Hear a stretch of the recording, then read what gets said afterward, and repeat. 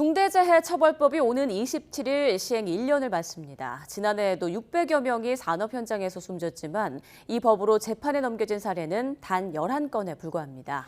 이마저도 아직 법원 판결이 나온 건 하나도 없습니다. 나혜인 기자가 지난 1년을 돌아봤습니다. 중대재해처벌법은 지난해 1월 27일부터 시행됐습니다. 노동자 사망 같은 중대재해가 발생했을 때 사업주나 경영 책임자가 예방에 소홀했다면 1년 이상 징역 또는 10억 원 이하 벌금형에 처하고 배상 책임도 묻게 한 게 핵심입니다. 예방 조치인 안전, 보건 확보 의무는 시행령으로 구체화했는데 일단 상근 직원이 50명이 넘거나 공사 금액 50억 원 이상 사업장에만 적용되고 있습니다. 1년이 지났지만 관련 통계를 보면 새 법이 제대로 안착했다고 보긴 힘듭니다.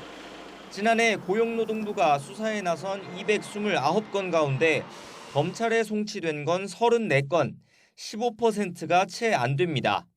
공장장이나 현장 소장들을 처벌해온 기존 산업안전보건법 위반 사건 송치율이 60%를 넘는 걸 고려하면 차이가 큽니다.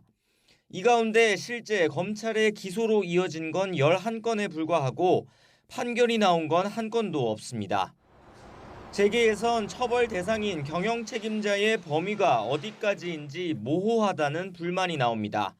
하지만 법을 적용하는 일선 검찰의 목소리는 조금 다릅니다. 내부 정관이나 위임 전결 규정 등을 보면 실질적으로 회사를 대표하고 안전 업무의 의사결정권을 가진 책임자를 특정하는 건 그리 어렵지 않다는 겁니다. 다만 사업주가 지켜야 할 의무를 구체화해야 한다는 지적은 끊이지 않고 있습니다. 안전보건 예산을 편성하라는데 얼마면 되는지, 마련해야 할 내부 지침의 기준은 뭔지 제대로 정해야 한다는 겁니다. 중대재해법 그 조항이 몇 개 안 돼요. 16개밖에 안 되는데 그 산업안전보건법은 조항이 160개입니다. 실질적으로 지배, 운영, 관리하는 사업장에서 안전 방지 조치를 해야 된다고 돼 있는데 과연 그 누구냐? 물론 판례가 많이 쌓일 필요는 있다고 보입니다. 중대재해처벌법에 관한 법원의 첫 판단은 다음 달 초 창원지방법원 마산지원에서 가장 먼저 나올 것으로 보입니다.